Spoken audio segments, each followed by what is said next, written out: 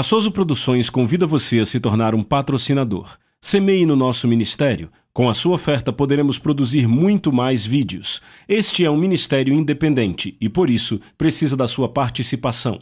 Inscreva-se no canal e compartilhe os vídeos. Seja um multiplicador desta visão. Os versículos usados nos vídeos que traduzimos nem sempre correspondem a versões em português. Muitas vezes precisamos traduzir do original em inglês para fazerem sentido no contexto do vídeo.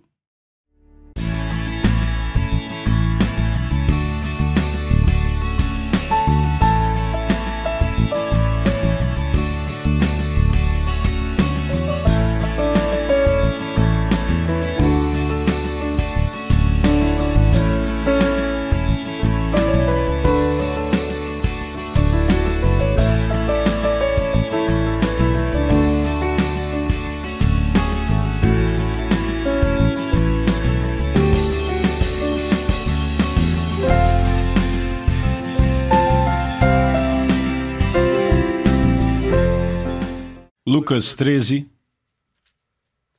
E vamos ler a história mais uma vez. Lucas capítulo 13.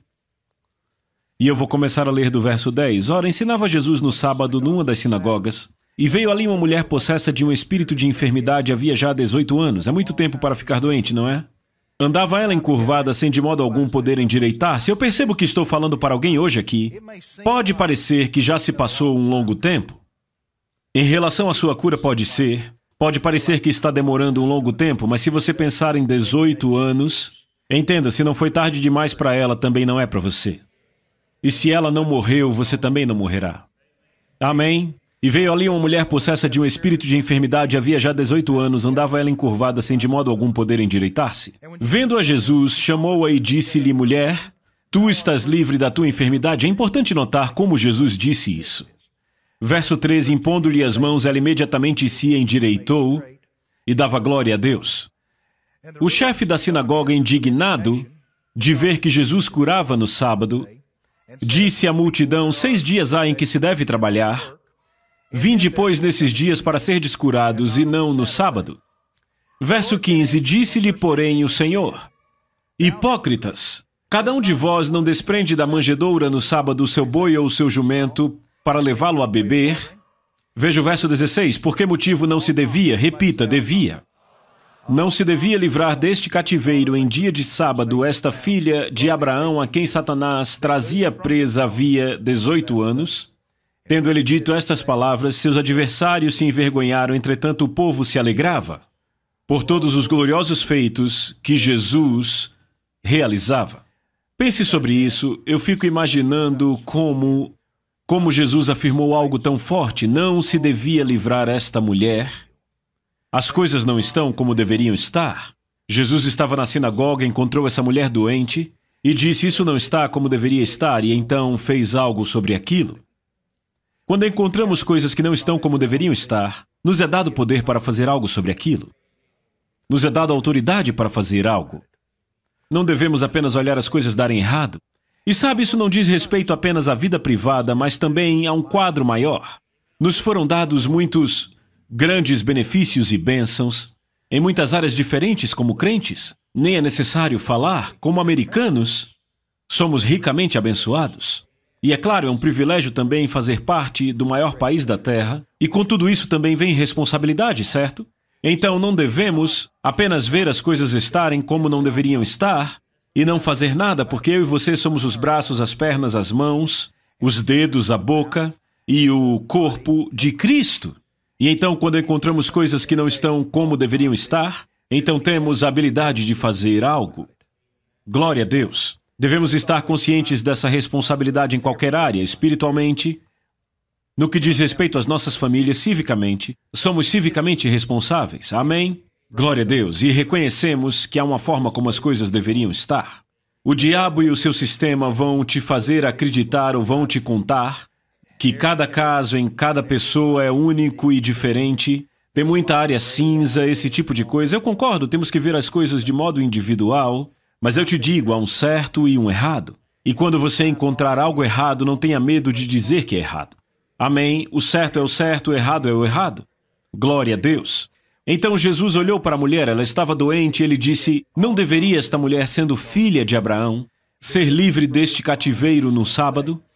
Bem, se você acompanhou as outras sessões, sabe que falamos do verso 16 e vimos que esta expressão filha de Abraão, a razão pela qual Jesus disse que ela deveria ser curada foi porque ela era uma filha de Abraão. Não foi só porque ele estava lá, mas ele disse ela deve ser curada porque ela é uma filha de Abraão.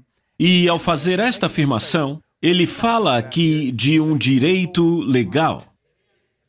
Propriedade e posse. Eles não são a mesma coisa. Falamos de Hebreus 11:1, a fé é a substância das coisas que se esperam, a prova das coisas que não se veem. Uma tradução diz que é o título de propriedade das coisas que não se veem, mais uma vez tratando como uma operação legal, tratando de algo que tem a ver com legalidade. Porque qualquer um que tiver o seu nome naquele título é o proprietário do veículo, independentemente de quem o possui. E o que fazemos pela fé, na nossa vida cotidiana, o que fomos chamados para fazer, o que temos a oportunidade de fazer, é pela fé possuir aquilo que por direito é nosso, ok?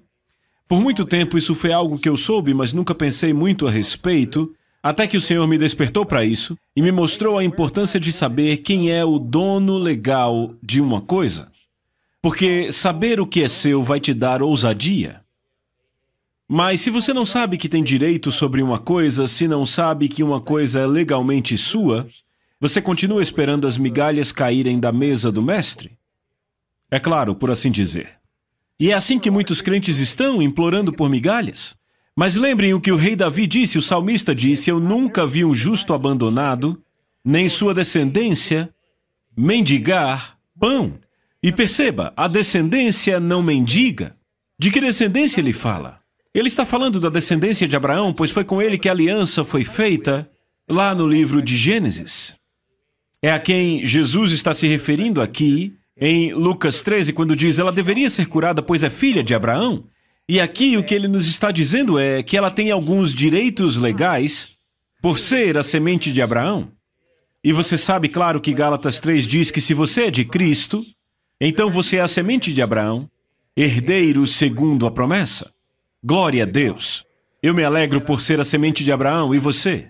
Certo, agora vá comigo para Isaías. Vamos ver essa passagem de novo, Isaías 57. Isaías 57, verso 13. A última metade do verso 13. Ele diz: mas o que confia em mim, possuirá a terra e herdará o meu santo monte. Agora note, o que confia em mim, possuirá a terra. Vá comigo para Isaías 61, verso 7. Isaías 61, 7. Em lugar da vossa vergonha, tereis dupla honra.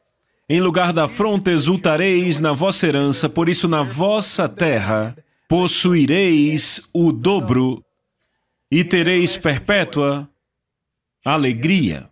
Então, note esses dois versos que falam sobre possuir. E eu quero chamar sua atenção, de novo, ao contraste e à comparação entre propriedade e posse. Uma coisa é ser seu, outra coisa é possuir. E podemos ter qualquer combinação. Uma coisa pode ser sua e você não possuí-la. Você pode possuir algo que não é seu, mas pode ser seu e você possuir. Ou pode não ser seu e você não possuir. 4 possibilidades. A questão sobre possuir algo é que quando você sabe que é seu, isso faz toda a diferença. Sua atitude muda completamente quando você tem a posse de algo que é seu. Se você está guardando algo para mim, se eu deixei você sob a supervisão de algo e disse, cuide aqui para mim, quando eu volto e digo, tudo bem, agora me devolva, você me devolve. Você entrega sem discussão, não é isso? Se eu te der dinheiro para cuidar, e eu chego para você e digo, ok, me devolva meu dinheiro, qualquer um vai devolver, se for honesto. Agora, se o dinheiro for seu, e eu tento enfiar a minha mão no seu bolso dizendo, eu sei que você tem essa quantia aí, me dê. Se o dinheiro for seu, o relacionamento será totalmente diferente com essa coisa. Não é assim? Ei, não é assim? Sim, se eu estou tentando possuir algo que é seu, isso torna tudo diferente, chama-se roubo. E quando você sabe que algo é seu, não deixa ninguém tomá-lo de você. Você luta por aquilo. Você resiste para entregar. E se você entrega, Mesmo se alguém vem escondido e pega o que é seu, se alguém quebra a janela da sua casa, entra, rouba, digamos, seu aparelho de som ou sua televisão, rouba algo que é seu, a primeira coisa que você faz é chamar a polícia, dar queixa. E aí você fica insistindo para que façam algo para recuperar. Por quê? Porque é seu. Pois quando não é seu, você não faz tanto esforço. Você não vai lutar por aquilo, não vai resistir, não vai debater. Não é assim?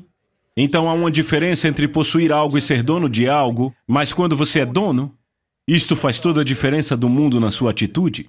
Glória a Deus. Aí vemos a Bíblia falando sobre possuir a terra, e possuir a nossa herança, e possuir o dobro. Revisando um pouco mais, a Bíblia de fato nos ensina o que legalmente é nosso, não o que possuímos. Quando eu leio esse tipo de coisa na Bíblia e descubro que Jesus comprou o que pertence a mim, isso não necessariamente significa que eu possuo, mas que é meu. Vem. Agora, eu posso dar passos para tomar posse e chamamos a isso de fé.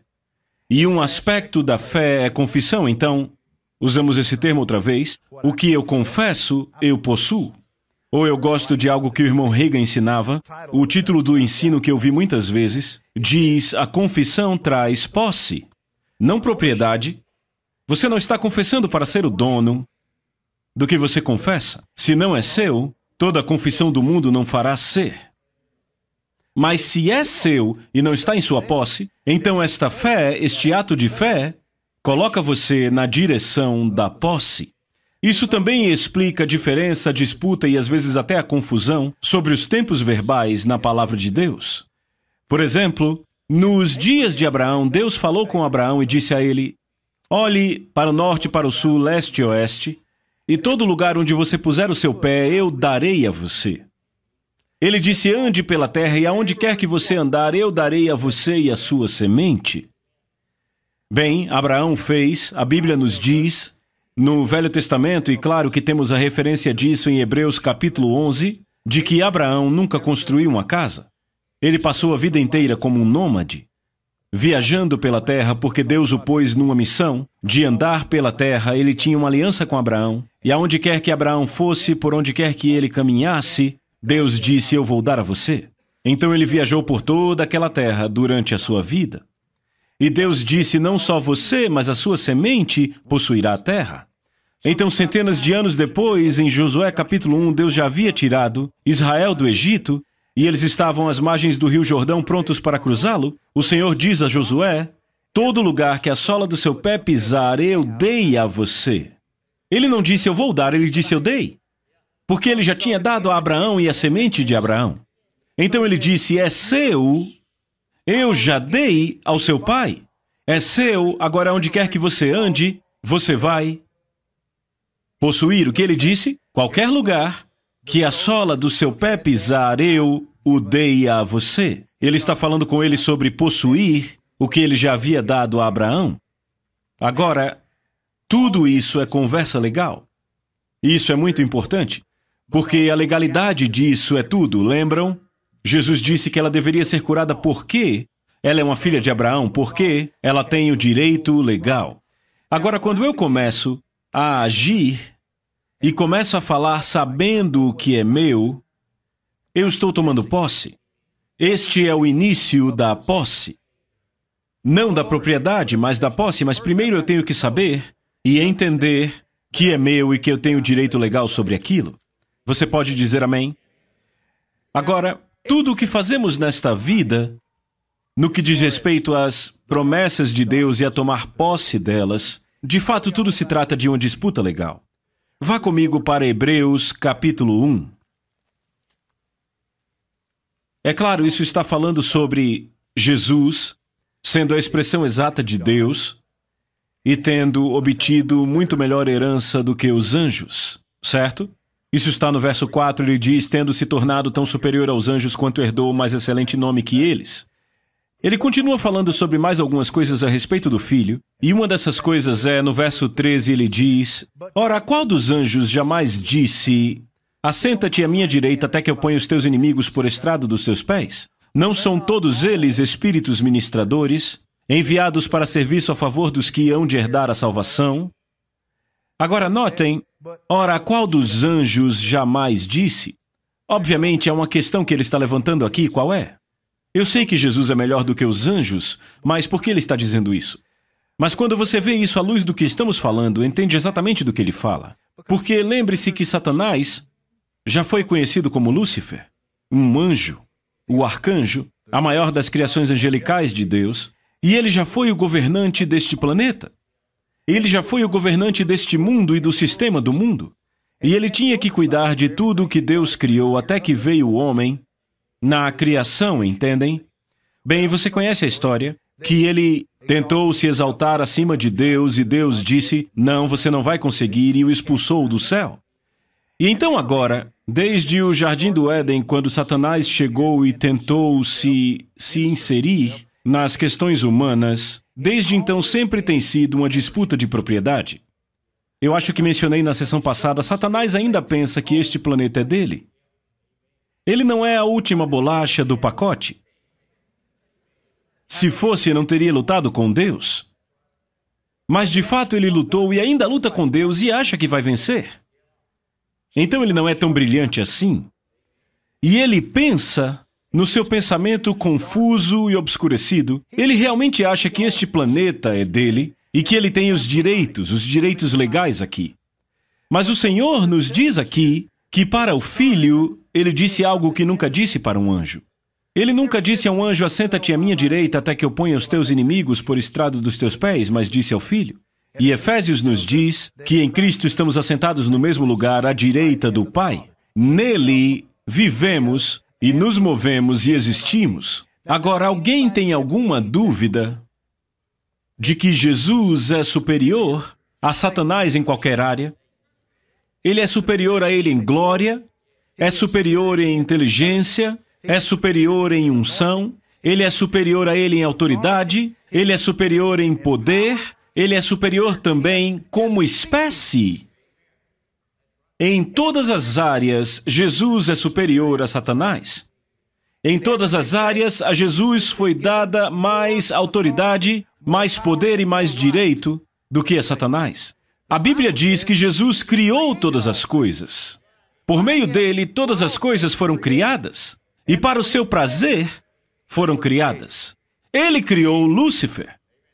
E então Lúcifer escolheu tomar o caminho errado. Como dizem em Guerra nas Estrelas, ele foi para o lado negro. Amém? Então, Jesus em todas as áreas é superior a Satanás porque ele é o Criador. Certo? Muito bem. Nele vivemos, nele nos movemos, nele existimos, nele somos, nele nós existimos, nele nós somos um, com ele, porque não é possível ser vencedor sem ele. Desta forma, do ponto de vista legal, assim como do ponto de vista do poder e da glória, do ponto de vista da unção e até do ponto de vista da espécie, nós somos superiores a Satanás em todas as áreas. Nós também temos direitos de propriedade que são superiores a Satanás em todas as áreas, porque estamos nele e temos os direitos de propriedade dele. Ele criou tudo, tudo é dele, ele lutou por isso e tomou de volta. Satanás roubou por um tempo, mas Jesus foi atrás e tomou de volta. E agora ele diz, é meu. E ele diz, ora, você é meu, e o que é meu é seu, e o que é seu é meu. E você é meu, e isso é seu, porque é meu. É seu. Digam todos, é meu. Diga, o mundo é meu. Já viu aquele filme Coração Valente? Com o Mel Gibson? Eu achei aquele escocês um pouco maluco. Mas eu gostei da atitude dele quando ele fala da Escócia e diz, aquela ilha é minha. Estava falando da ilha inteira da Escócia. Eu gostei, é assim que os crentes têm que fazer, o mundo é meu. Eu não estou falando que eu tenho o que é seu, mas dos direitos para isto, sobre Satanás, sobre o Deus desse mundo e o sistema do mundo, se opondo a mim quando eu persigo o meu destino e persigo tudo aquilo que Deus tem para mim. Veem, é meu. E quando é meu, eu luto por isso. Eu não vou lutar pelo que é seu, mas vou lutar pelo que é meu. Vem. Então, o que eu estou fazendo, pelo que estou lutando? Eu não estou lutando por propriedade, estou lutando por posse. E foi exatamente o que Israel fez, e é um tipo maravilhoso do crente e da igreja, porque eles saíram do Egito e foram para a terra prometida, e toda a questão era sobre posse, não propriedade. Isso sempre foi algo maravilhoso para mim. Sabe, porque Deus disse é assim que é. E nada demonstra isso melhor do que perceber que em Josué capítulo 1, quando estavam à beira do rio Jordão, prontos para cruzá-lo, havia um povo vivendo naquela terra, e Deus disse, não se preocupem, matem todos, a terra é de vocês. Eu a dei a Abraão. Quando eu me coloco do outro lado do rio Jordão, e penso naqueles caras que viviam ali e não conheciam mais nada, nasceram ali, cresceram ali, tiveram filhos ali, os pais morreram ali, aquele era o lar, a terra deles, mas não era a terra deles, porque Deus disse que era a terra de Abraão. E você está lá, ocupou a terra, mas não há direito por ocupação. E então Deus diz, vão lá e simplesmente tomem posse. Retirem eles. Gostaram da casa deles, tirem eles e fiquem com ela. Foi o que ele disse. Se não saírem, queimem, construam a melhor. Isso é impressionante. Vamos, pense sobre isso. Aquelas pessoas estavam lá há centenas de anos. Centenas e centenas de anos. E Deus disse, não é delas, tirem elas daí. Saiam. E hoje, você ainda vê a verdade disso, muito embora o Deus deste mundo, todo mundo se opondo a Israel, e por algumas centenas de anos, eles não tiveram lá, ficaram por vários continentes, na Europa, na África, onde achavam lugar, mas em 1948 Deus disse, já basta, voltem para casa. E Israel voltou e se tornou outra vez uma nação. Veja, tomaram posse da terra, mas quando se pensa nisso, nos últimos 50 anos, quantas vezes eles tiveram que lutar para ficar lá? Já falamos disso em sessões passadas, mas há algo que eu quero que você veja. Eu anotei aqui e citei o que um daqueles generais egípcios falou sobre o assunto. Ouçam isso. Esse general egípcio que comandou a 2ª Divisão de Infantaria durante a Guerra dos 6 Dias disse o seguinte: estávamos observando os comandantes israelenses em 67. Sabíamos o que eles podiam fazer e sabíamos o que nós podíamos fazer. E aquela terra era nossa. Isso foi o que o Egito disse. Egito e Síria diziam, aquela terra é nossa. E foram lá tentar tirar Israel dali. Agora Israel disse, não, essa terra é nossa porque Deus nos deu. Abraão é o nosso pai, somos a semente de Abraão, essa terra pertence a nós. E veja qual era a análise do exército de Israel. Diz, em análise, uma das dificuldades do exército israelense na Guerra dos 6 Dias foi que eles se recusavam a levar o exército egípcio e sírio a sério. E esta é a razão pela qual cristãos às vezes têm dificuldade e se recusam a levar o inimigo a sério. Eles se contentam em ficar na deles, dizendo, o que Deus quiser que seja, será. Não há como determinar a vontade de Deus pelo que acontece. Você determina a vontade de Deus pelo que Ele diz, e então você vai lá, toma posse da terra e combate o bom combate da fé. E a confissão traz posse. Que coisa maravilhosa, que poder maravilhoso as palavras têm. Bem, é isto que traz glória a Deus quando tomamos posse do céu na terra. Porque é a demonstração de Deus para toda a criação que aquilo é dele. E quando está no controle e sob a autoridade de um crente, será usado para os propósitos divinos. Amém? Deus nos pôs num lugar de propriedade, Ele nos disse para possuir e andar com estas coisas consciente do adversário, levando ele a sério, usar as ferramentas que Ele lhe entregou, lhe delegou e não se surpreender se um homem-bomba explodir. É só o inimigo tentando te assustar. Mas como um veterano escreveu um livro com o nome Fé à Prova de Balas, eu e você temos uma fé à prova de bombas e de balas no que diz respeito a tomar posse. Você pode dizer amém? Falamos da nossa autoridade como crentes. Autoridade é um termo legal. É especificamente um termo legal. E muitas vezes há disputas sob jurisdição. Você vê isso em filmes na televisão, algum crime foi cometido e o xerife Bonnie chega lá e assume o controle da situação.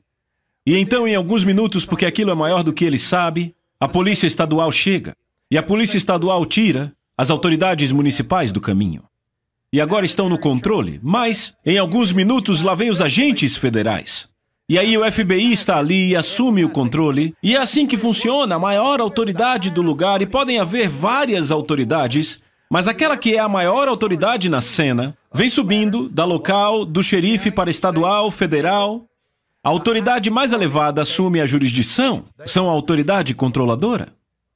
Agora, nem sempre isso é entregue de forma fácil, sem resistência. Às vezes, a autoridade mais baixa não gosta de ter sido retirada. Embora possam estar do mesmo lado, não gostam de entregar seu lugar de autoridade. Mas os caras com documentos federais, no final, acabaram tomando conta, porque eles têm o maior poder por trás deles, têm a maior autoridade. Às vezes, haverá resistência ao exercício da autoridade, mas tudo bem. Você está bancado pela maior autoridade e não tem como apelar contra quem te banca. Não há ninguém que pode suplantar essa autoridade, porque tudo é dele. E tudo é seu também. Então, você é a autoridade no controle. Mas às vezes você tem que exercer isto para que assim seja, glória a Deus. A posse começa com o entendimento dos direitos de propriedade. Mas aqui eu vou dar um passo adiante e mais fundo. Não é apenas saber o que você tem, mas é saber quem você é. E não é nem só saber o que te pertence, mas é entender que o primeiro lugar que eu tenho que tomar posse é dentro de mim. Sim, meu espírito nasceu de Deus, eu sou filho de Deus, mas eu tenho que empurrar a resistência para fora da minha mente, tenho que tirá-la da minha carne e eu tenho que eliminar qualquer coisa na minha vida que possa ficar no caminho. Vá comigo para o livro de Números. Vamos ver essa passagem. Eu fiz referência a ela antes e veja o que Deus diz claramente. Números 33. Vejam isso, verso 50. Disse o Senhor a Moisés nas campinas de Moabe, junto ao Jordão, na altura de Jericó: diga aos israelitas, Números 33, verso 51. Diga aos israelitas, quando vocês atravessarem o Jordão para entrar em Canaã, desapossem todos os habitantes da terra, destruam todas as imagens esculpidas e todos os ídolos fundidos, e derrubem todos os altares idólatras deles. Gostei disso, derrubar tudo. Imagine derrubar tudo. Verso 53. E vocês vão desapossar os habitantes da terra e habitar lá, pois eu lhes dei a terra para que dela tomem posse. Uau! Eles ainda nem estão lá e Deus já disse, eu já dei ela a vocês. Do que ele está falando? Ele está falando do aspecto legal. Legalmente é de vocês e é assim pelo acordo que fiz com Abraão. Ele disse, eles estão na casa de vocês, comendo das suas colheitas, dirigindo seus carros, e ele disse, vão lá e expulsem eles. Vão e desapossem eles. Eu amei isso, desapossar, pois eu lhes dei a terra para que tomem posse dela.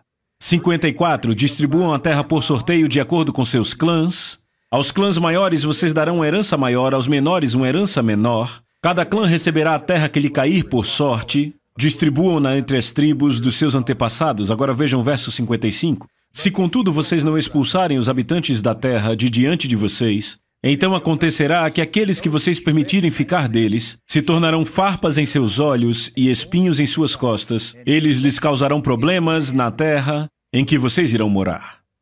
Ele disse, tudo que vocês não expulsarem será um problema para vocês para o resto da vida. Qualquer dúvida e incredulidade, qualquer pensamento pequeno, qualquer pecado, qualquer remanescente da antiga vida de carnalidade, e eu não estou falando de fumar cigarros, nada disso, porque isso nem precisa ser tratado entre cristãos, são as coisas do meio.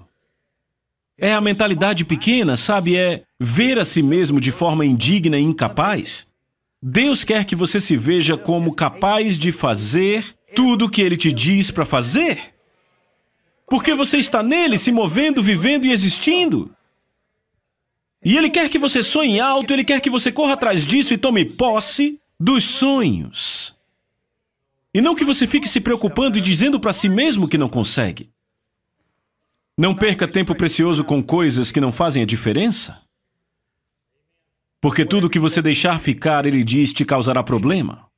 Pensamentos, atitudes erradas devem ser desapossados ou vão causar problemas a você. Agora, vá comigo para Êxodo capítulo 17. Você precisa ver isso. Verso 3. Israel tinha saído do Egito, Moisés os estava guiando. E diz em Êxodo 17:3, tendo aí o povo sede de água, murmurou contra Moisés e disse, por que nos fizeste subir do Egito, para nos matardes de sede a nós, nossos filhos e nossos rebanhos? Então clamou Moisés ao Senhor, que farei a este povo? Só lhe resta apedrejar-me. Verso 5, respondeu o Senhor a Moisés, passa diante do povo e toma contigo alguns anciãos de Israel, leva contigo em mão o bordão com que feriste o rio e vai. Eis que estarei ali diante de ti sobre a rocha em Horebe. Ferirás a rocha e dela sairá água, e o povo beberá. Moisés assim o fez na presença dos anciãos de Israel. Moisés feriu a rocha, o povo precisava de água. Moisés pegou o seu bordão, feriu a rocha, e água saiu dali. E é interessante parar e pensar quanta água tinha que sair dali para que mais de 1 milhão de israelitas bebessem e cozinhassem e lavassem suas roupas. Deus tinha um suprimento maravilhoso para eles. Glória a Deus. Então ele feriu a rocha. Agora, vá comigo para Números capítulo 20. Percorremos um longo caminho, quase entrando na terra prometida. Moisés ainda os está guiando. E em Números capítulo 20, verso 7, disse o Senhor a Moisés, toma o bordão, ajunta o povo, tu e Arão teu irmão, e diante dele falai a rocha e dará a sua água. Repitam, falar a rocha. E assim lhe tirareis água. Notem que ele disse, você vai falar com a rocha e ela dará água. E assim lhe tirareis água da rocha e dareis a beber à congregação e aos seus animais.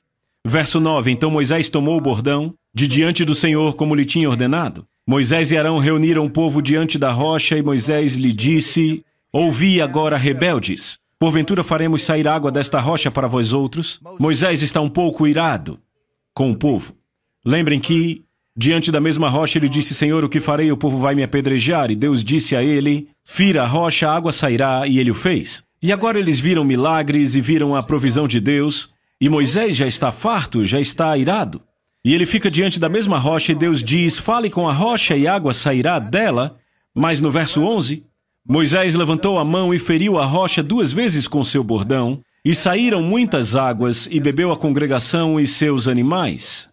Mas o Senhor disse a Moisés e a Arão, visto que não crestes em mim, para me santificardes diante dos filhos de Israel, por isso não fareis entrar este povo na terra que lhe dei.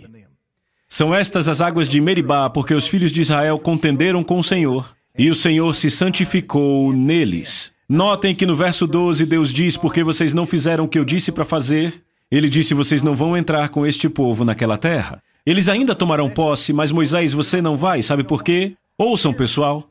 A razão pela qual Moisés não entrou na terra prometida com os filhos de Israel não foi porque ele estava velho demais, nem porque Deus tinha cansado dele, não foi porque ele havia cumprido seu destino e Deus queria alguém mais jovem no lugar dele, foi porque ele não falou a rocha. E porque ele não falou aquela rocha, ele não possuiu a terra pessoalmente. Outros entraram, mas ele não.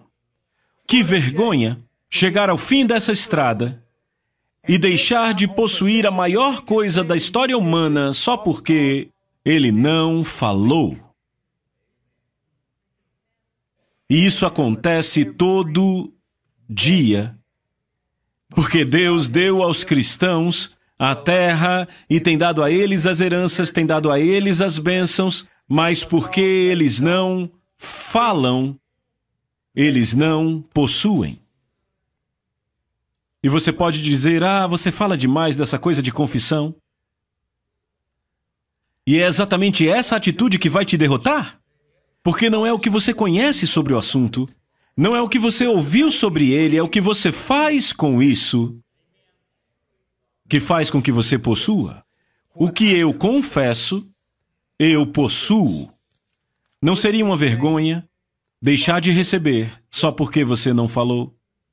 Não seria uma vergonha deixar de receber a sua cura só porque você não tomou posse dela? Não seria uma vergonha deixar de usufruir da abundância e do transbordar que falamos só porque você não teve vontade de falar e por isso não falou? Vá comigo para Êxodo capítulo 23. Estamos falando de tomar posse da nossa herança. Êxodo 23, começando do verso 25. Ele diz: servireis ao Senhor vosso Deus, e Ele abençoará o vosso pão e vossa água, e tirará do vosso meio as enfermidades. Na tua terra não haverá mulher que aborte, nem estéril. Completarei o número dos teus dias. Veja o verso 27. Lembre, estamos falando de tomar posse do que nos pertence por direito. Isso foi para Israel, eram instruções para que eles pudessem tomar posse do que era deles. Verso 27. Enviarei o meu terror diante de ti, confundindo a todo o povo onde entrares. Farei com que todos os teus inimigos te voltem as costas. Verso 28. Também enviarei vespas diante de ti, que lancem os heveus, os cananeus e os heteus de diante de ti. Não os lançarei de diante de ti num só ano, para que a terra não se torne em desolação e as feras do campo não se multipliquem contra ti. Pouco a pouco os lançarei de diante de ti, até que te multipliques e herdes a terra. Porei os teus limites desde o mar vermelho até ao mar dos filisteus, e desde o deserto até ao Eufrates, porque darei nas tuas mãos os moradores da terra, para que os lances de diante de ti. Glória a Deus! E eu quero deixar vocês hoje com isto. Quando falamos a palavra, quando confessamos o que confessamos, talvez tenhamos a impressão, a imagem mental, de que eu aprendi sobre fé, eu creio em meu coração e eu digo coisas com a minha boca, requerendo o que é meu, e se eu estiver fazendo isso certo, realmente em fé, se realmente estiver funcionando como deve, então eu direi algumas vezes e será feito. Mas de fato depende do que você está tomando posse, porque Deus disse aqui no que diz respeito à terra, que você não vai receber tudo em uma batalha. Não vai receber tudo em um ano. Ele disse: o que eu vou fazer é ir adiante de você e enviar vespas diante de ti para expulsar aquelas pessoas de diante de ti. Você terá que continuar andando, continuar tomando posse, terá que continuar se movendo. Mas saiba disso, as vespas estão indo na frente e vão expulsar aqueles habitantes, e no final você vai tomar posse de tudo. E eu tenho uma palavra para você hoje. O Espírito Santo me disse que são vespas do Espírito Santo. Quando falamos a palavra de Deus, isso pode não reconstruir Roma em um dia, mas vai enviar vespas do Espírito Santo adiante de você para expulsar os habitantes, para picar, incomodar, para desapossar o que fica no seu caminho, o que está morando em sua casa, o que está dirigindo o seu veículo, o que está impedindo a sua cura, o que está sendo gargalo para o fluir das suas finanças, o que está roubando a sua paz, bagunçando o seu casamento, o que está desfazendo o que você faz. Ele enviará vespas do Espírito Santo até lá para começar a expulsar as coisas, glória a Deus, e à medida que você avança, quando chegar lá, vai perceber que já é seu, glória a Deus, para sempre. Mas não fique sentado aqui, olhando com um binóculo, dizendo: quando saírem eu vou lá e pego. Não, você levanta e vai e confia nas vespas do Espírito Santo, que elas farão o trabalho. Alguém aqui já foi picado por uma vespa? Felizmente eu nunca fui picado por uma. E eu já falei com pessoas que foram, por isso que eu digo felizmente que eu nunca fui. O pior que já me aconteceu foi uma abelha. E sendo pior do que uma abelha, eu não quero nada com isto. Porque uma abelha me picou e fez um caroço na carne da minha perna. Aquilo sangrou. E elas deixam ferrões. E uma abelha é pequenininha assim, mas uma vespa é grande. É grande assim, eu não quero nem mexer com uma vespa. E muito menos o diabo quer mexer com as vespas do Espírito Santo. Então continue exercendo o poder, continue com a sua fé ligada, continue avançando sabendo que você vai tomar posse. E glória a Deus, vai ser como Deus disse. Então, permaneça em fé e continue pressionando, continue louvando a Deus por nos dar a terra e nos levar de onde estamos para onde estamos indo, para que possamos chegar lá e irmos ao próximo nível. Há um novo nível para o qual Deus quer nos levar, e é assim que funciona. Ele junta tudo e depois, individualmente, Ele abre todo tipo de portas, oportunidades e avenidas para nós. Glória a Deus. E esta é a palavra que eu tenho para vocês hoje e ela é boa. Glória a Deus. A Soso Produções convida você a se tornar um patrocinador. Semeie no nosso ministério. Com a sua oferta poderemos produzir muito mais vídeos. Este é um ministério independente e, por isso, precisa da sua participação. Inscreva-se no canal e compartilhe os vídeos. Seja um multiplicador desta visão.